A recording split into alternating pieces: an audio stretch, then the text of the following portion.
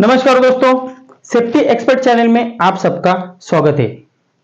चलो आज हम एडवांस डिप्लोमा इंडस्ट्रियल सेफ्टी में जो विंटर का ऑनलाइन एमसीक्यू टाइप एग्जाम है उसका पेपर कोड है 28126 ऑक्यूपेशनल सेफ्टी एंड हेल्थ में क्या क्या क्वेश्चंस आने वाले, किसके बारे में आने वाले बताते हैं। और हाँ, वीडियो स्किप मत करिए। जिसको पास होना है उसको वीडियो पूरा देखने का है। जिसने वीडियो स्किप किया उसको मार्क्स कम मिले, फेल हो जाएगा, मेरे को मालूम नहीं, क्योंकि आज इतना इंपॉर्टेंट वीडियो बना रहा हूं कि इस वीडियो में जो आपको एग्जाम में आने वाला है वही मैंने दिया है, वही मैं देने वाला हूं। तो इसलिए वीडियो स्किप नहीं करने का है और वीडियो अपने दोस्त तक जरूर पहुंचे क्योंकि वो भी पास होने चाहिए। तो चलो वीडियो को स्टार्ट करते हैं।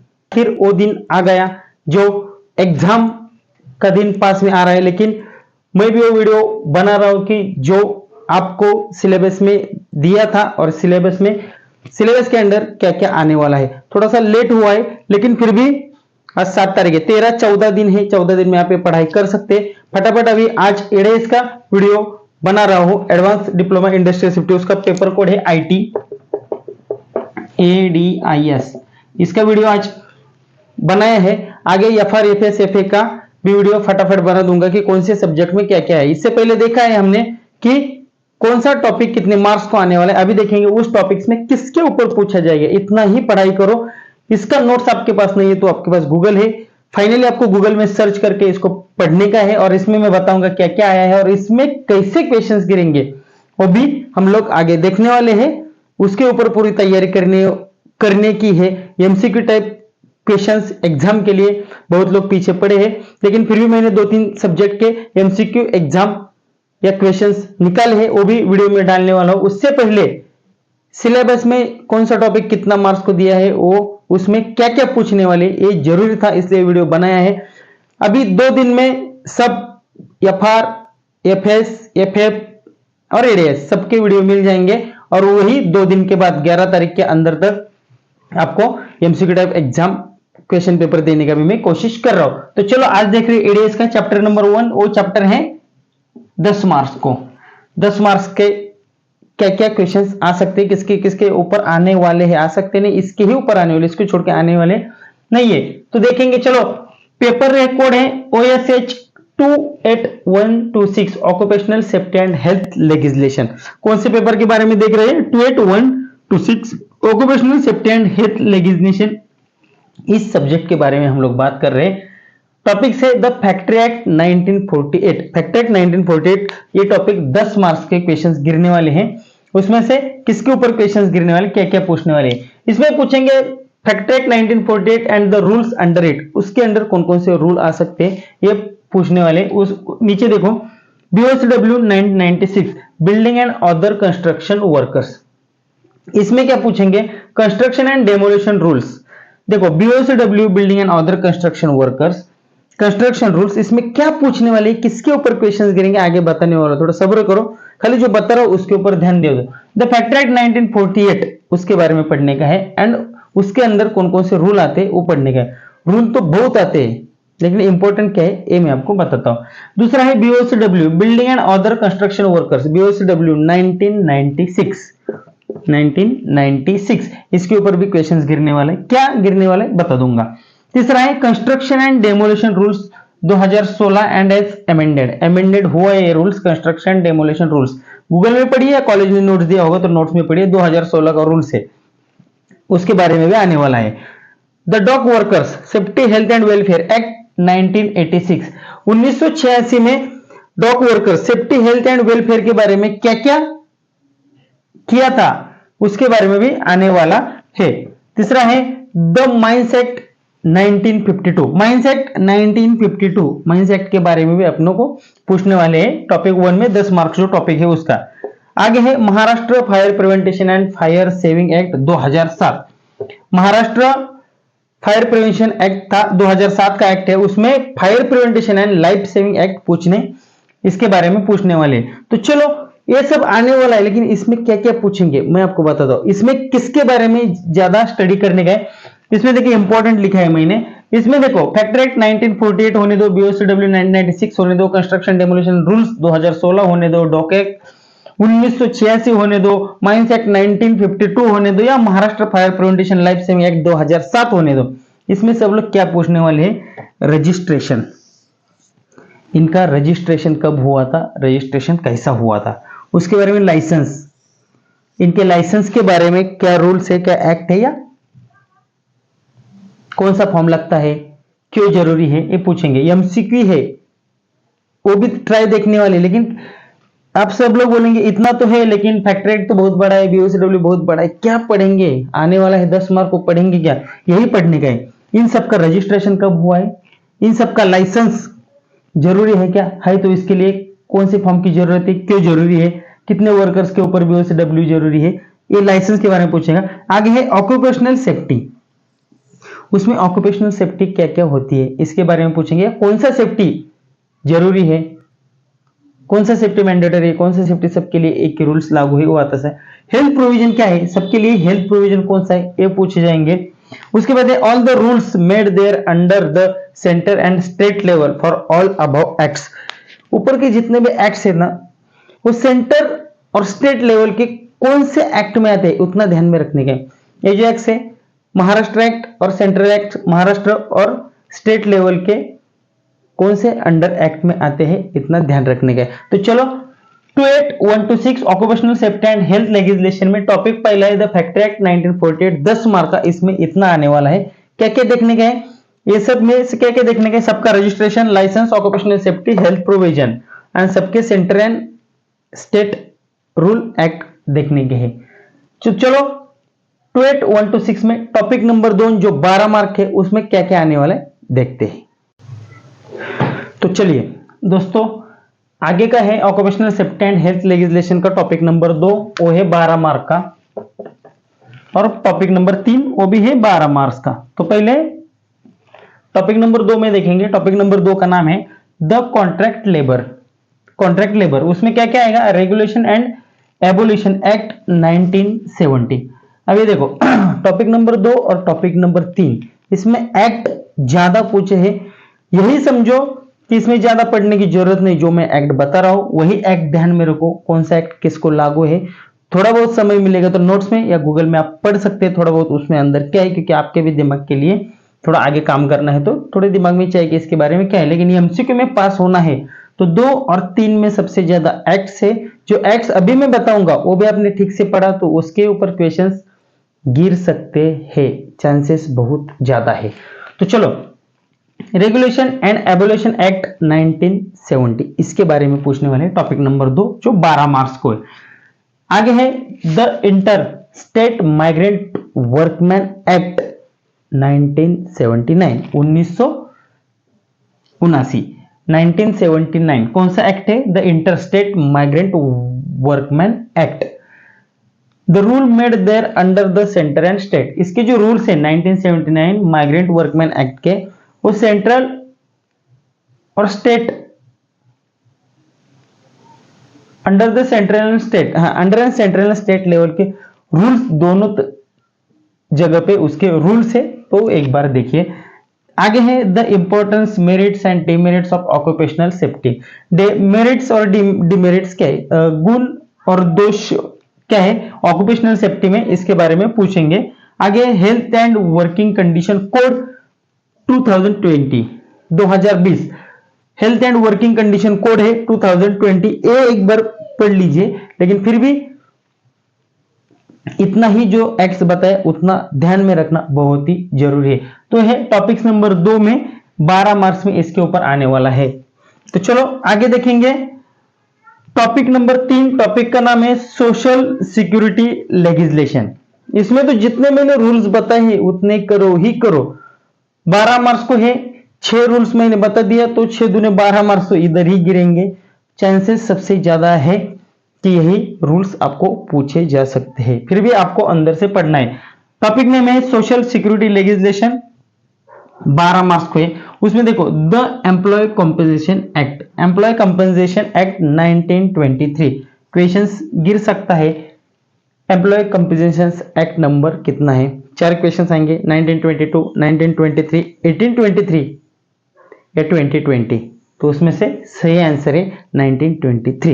एमसीक्यू का आगे आने वाला है, लेकिन तैयारी अभी से चालू होना चाहिए। जो रूल्स मैंने बताया 101 लिख के ले लो, नोट्स में आपके होना चाहिए, उतना ही याद करके। द एम्प्लॉय कंपनसेशन एक्ट कितना है? 1923। तो चलो आगे देखेंगे। The employ state insurance act 1948। Employ का इंश्योरेंस एक्ट कौन सा है? 1948 ये है इंश्योरेंस एक्ट। आगे है the employ provident fund act, PF बोलते हैं उसको अपन। प्रोविडेंट फंड एक्ट कितना है? 1952। एमसीक्यू में क्या पूछेंगे? यही तो पूछे जाएंगे। पूछेंगे प्रोविडेंट फंड एक्ट कितना है, ईयर देंगे, या 1952 एक्ट किसका है पूछेंगे। मैटरनिटी का है, ग्रेजुइटी का है, प्रोविडेंट फंड्स का है। तो अपने को दोनों तरफ से मालूम होना चाहिए ना। प्रोविडेंट फंड का 1952 है और 1952 किसका है? तो प्रोविडेंट फंड का है। सब एक्ट सब रूल्स ध्यान में रखना चाहिए। आगे देखेंगे public liability insurance act. Public liability insurance act 1991 and employees provident funds act 1952। Jumbling वाले क्वेश्चन ज्यादा है, लेकिन जम्बलिंग करने का नहीं, एक्ट एक बाजू में लिखने का है। और वो किसके लिए एक्ट है वो ऐसा 2 रो बना दिए और रोज पढ़ते भी गए तो भी अपने को बराबर याद में आएगा। एम्प्लॉयज प्रोविडेंट फंड 13-14 दिन है, दिन में 2 बार भी पढ़ेंगे, 26 बार पढ़ेंगे। 26 बार पढ़ेंगे मुझे नहीं लगता कोई आदमी भूल जाएगा, आप भी नहीं भूलेंगे। पब्लिक लाइबिलिटी इंश्योरेंस एक्ट 1991, इसके भी rules under centre and state level के अंडर आते हैं। 1991 इंश्योरेंस लाइबिलिटी इंश्योरेंस का। आगे है the maternity benefits act. Maternity benefits बोले तो मातृत्व, मातृत्व का एक्ट कितना है? 1961, उसको बोलते हैं maternity benefit. The maternity benefit का एक्ट भी है, लेकिन क्या है एक्ट? 1961। तो चलो आगे देखेंगे द पेमेंट ऑफ ग्रेजुइटी एक्ट। अपन बोलते हैं ग्रेजुइटी मिलता है निधि। ग्रेजुइटी एक्ट कितना है? 1972। 1 2 3 4 5 6 एक्ट तो मैंने बता दिया, ये आपको याद होना ही चाहिए। सब्जेक्ट है सोशल सिक्योरिटी लेजिस्लेशन, 12 मार्क को। एक क्वेश्चन 2 मार्क को, 6 क्वेश्चन इसमें से आएंगे, 12 मार्क्स इसमें से मिल सकते हैं और एक गिरने के चांसेस सबसे ज्यादा है। एक तो आपको नाम पूछेंगे, रूल्स नाम देंगे, रूल्स पूछेंगे, एक्ट्स पूछेंगे, एक्ट्स देंगे, नाम पूछेंगे। कैसे भी करो आपको दोनों तरफ से आना चाहिए। पहला दूसरा तीसरा टॉपिक हमने देख लिया और बचे 3 टॉपिक। 3 टॉपिक आगे देखेंगे, उसके बाद 3 टॉपिक के बाद आगे के सब्जेक्ट के बारे में बात करेंगे। चलो टॉपिक नंबर 4 के बारे में बात करते हैं, वो भी है 12 मार्च को। ठीक है, तो टॉपिक नंबर 4 है occupational safety and health related important legislation. Occupational safety and health related important legislation के important occupational safety and health के बारे में टॉपिक है। तो चलो इसमें देखेंगे पेट्रोलियम एक्ट एंड रूल्स। इसमें पेट्रोलियम एक्ट एंड रूल्स, तो पेट्रोलियम एक्ट के बारे में पढ़ने का है और पेट्रोलियम रूल्स के बारे में पढ़ने का है कि पेट्रोलियम रूल्स क्या है, पेट्रोलियम एक्ट क्या है। फॉर एग्जांपल बताता हूं कि पेट्रोलियम एक्ट ईयर्स कितना है ढूंढो, इसलिए जानबूझ के दिया नहीं, थोड़ा बहुत ढूंढना भी चाहिए। पेट्रोलियम एक्ट ढूंढिए, पेट्रोलियम रूल्स ढूंढिए, क्या रूल्स है क्या एक्ट है। आगे है gas cylinder rules. Gas cylinder rules क्या है ढूंढो। ढूंढने के बाद, क्योंकि मैं एक्ट तो बता दूंगा लेकिन रूल्स आप पढ़ोगे नहीं, तो आएंगे तो दोनों आएंगे, एक्ट रूल्स इंक्लूडिंग आने वाले, इसलिए एक्ट मैंने जानबूझ के दिया नहीं। नीचे जिसकी जरूरत है वो एक्ट मैंने दिया है। Petroleum act and rules Google मारिए पता चलेगा, बुक से पढ़िए पता चलेगा। Gas cylinder rules, gas cylinder का एक्ट भी पढ़ के लीजिए।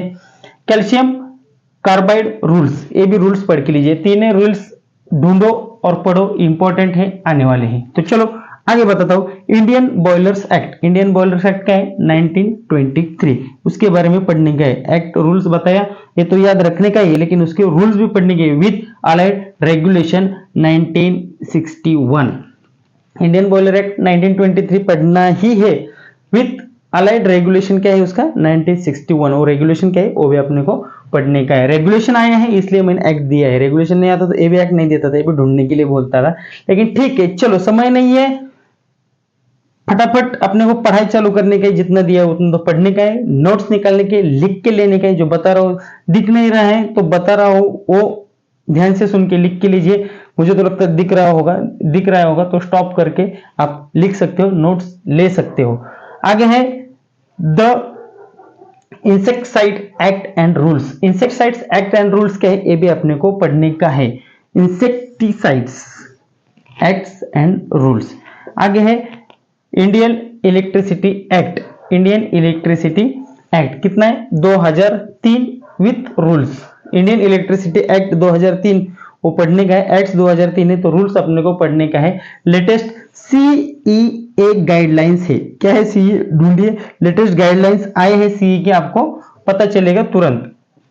आगे है radiation protection rules, radiation protection rules है ना, उसके बारे में बहुत अच्छा लिखा हुआ है, एक बार रूल्स देखिए, उसमें से आपको तुरंत पता चलेगा कि उसमें से क्या पूछेंगे करके। आगे है Indian explosive act 1984 and rules. कौन सा एक्ट है? इंडियन एक्सप्लोजिव एक्ट है 1984। जब एक्ट 1984 पढ़ेंगे तो रूल्स जरूरी पढ़ना है।